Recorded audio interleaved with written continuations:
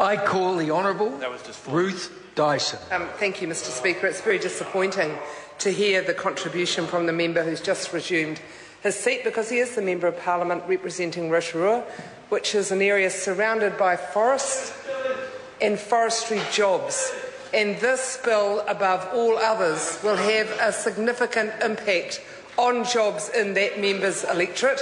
On this day that we've heard the highest rate of unemployment for years, the member stands up and says not one thing in defence or support of the forestry workers, not down the other end of the country, not over the other side of the island, but in his very electorate. And that member knows, because time after time after time, our select committees have heard from the forestry industry that unless they had significant changes in government attitude, that the forestry industry would be in trouble. What is it about good jobs, decent advice and pleading from the forestry industry did that member not understand? Well, I think actually all three of those points. He clearly didn't take any of it on board and has the ignorance and arrogance to stand up in this House, gets his writing instructions from the Minister, who presumably he wants to sit alongside in Cabinet, and doesn't say a single thing in defence of the workers in his electorate. Mr Speaker, I think, and perhaps it is a bit old-fashioned as the member for Rotorua thinks, but I actually think that the security of a decent job is really important to every human being. And I think that when we're passing legislation and we have had leaders in the forestry industry coming to Parliament and saying this is wrong, here's how to fix it, that Parliament's response should have been to listen to them. The other point that the member made that I was fascinated by is that he stressed so adamantly that New Zealand should certainly not be leading in this area. The member seems ashamed to think of New Zealand as a country which could lead the world. We have in other things. We led the world in the right for women to have the vote. We led the world far more recently in being nuclear-free, having nuclear-free areas designated. And I don't know why we wouldn't want to at least struggle to catch up with the world, actually, on having a focus on clean, green and clever technology and have secure employment as a result. My colleague from Dunedin North, Dr David Clark, has just commented that perhaps the only thing we lead the world on is the current account deficit, and I'm not sure that that's something we'd be particularly proud of, but it's an accurate comment. So, Mr Speaker, we get to the end of this debate on the Climate Change Response, Emissions Trading and Other Matters Amendment Bill after a disgracefully rushed process. Not only did the National Party not listen to the clear submissions that were given to the Select Committee, not just on this occasion but other times as well, but they have used a disgracefully rushed process to the point that members of the Select Committee often didn't even get advice on particular matters they were considering in time to be informed before they made the decision. So the chairman of the committee's got his writing instructions, he's been told what to do. Who cares about listening to evidence or facts or information? Clearly not the current Member of Parliament for Rotorua. So instead of a decent length of time, instead of saying, we'd normally have 5 or 6 months for legislation to go through Parliament, this bill has been squashed into a 7-week time frame.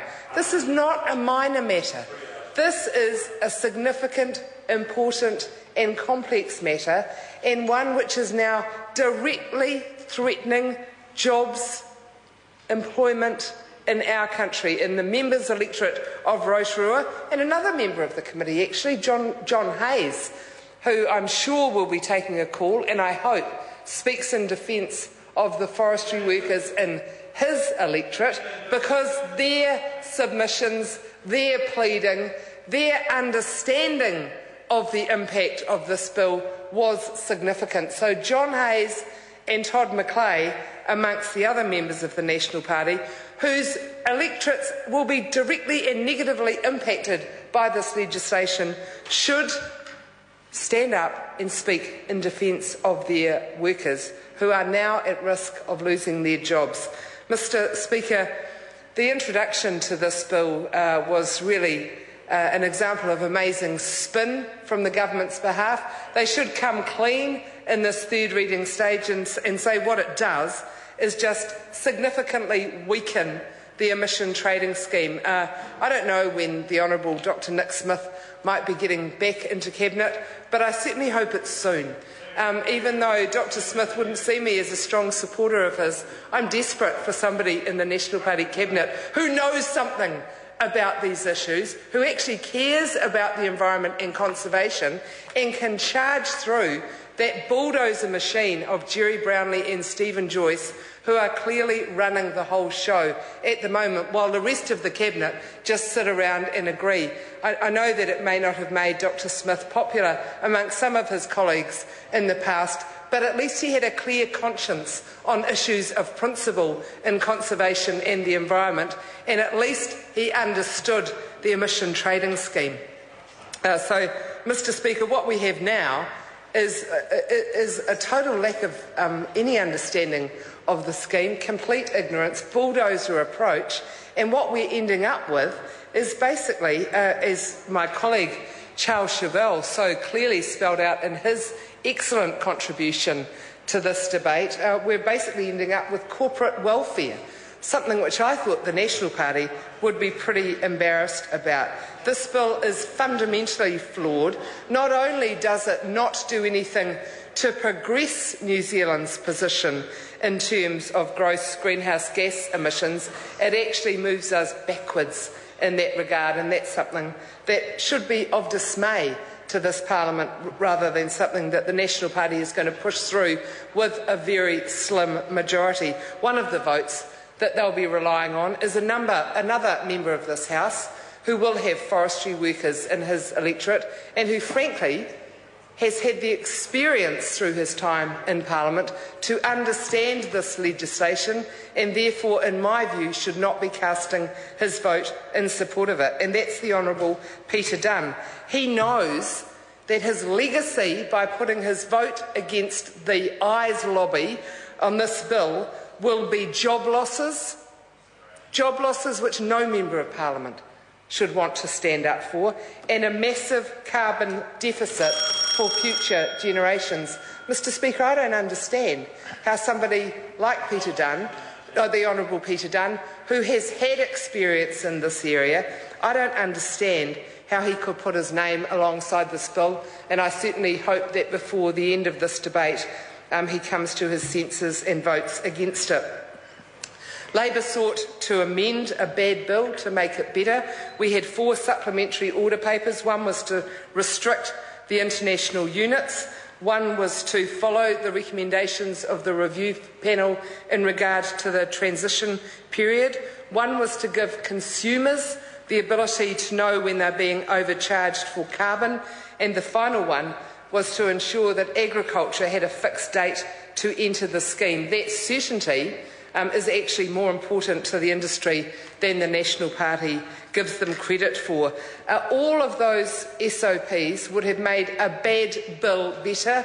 It actually would have remained a bad bill, but it would have been significantly improved. And the National Party, for blind ideology is the only reason that I could understand it, voted down those 4 supplementary order papers. So now, Mr Speaker, we've ended up with a scheme which is taking us in the opposite direction to which most New Zealanders would be proud to have their name attached. A scheme that's being led by a minister who clearly hasn't got to grips with it, a select committee chair who doesn't stand up for what is good for his own electorate or the rest of the country, who doesn't listen to submissions, who's prepared to be pushed around in promotion of his own career. Mr Speaker, this is one of the biggest disappointments amongst many from the National Party, and I certainly hope that their very slim majority on these issues, significantly slimmer because the Māori Party did listen to the voices of submission throughout the process, and I understand is going to vote against it. I hope that their tiny majority changes before the end of this debate. Good speech. I call the honourable member